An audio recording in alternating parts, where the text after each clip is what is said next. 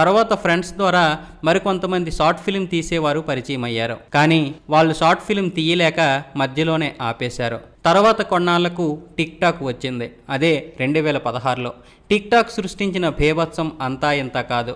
2005లో వచ్చిన యూట్యూబ్ కంటే 2016లో వచ్చిన టిక్ టాక్ మంచి పేరు సంపాదించుకుంది. దానికి కారణం టిక్ టాక్లో రీల్స్ చేసుకునే అవకాశం ఉండడంతో. దానివల్ల యూత్ని బాగా ఆకర్షించింది. దాంతో యూత్ అంతా టిక్ టాక్ వైపు పరుగులు తీశారు.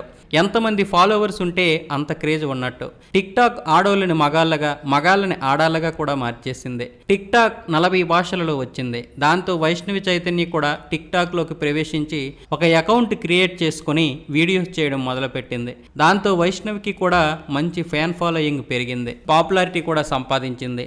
టిక్ టాక్లో ఫేమస్ అవ్వడంతో షార్ట్ ఫిల్మ్ తీసేవాళ్ళు వైష్ణవిని సంప్రదించి హీరోయిన్గా నటించే అవకాశాలు కల్పించారు.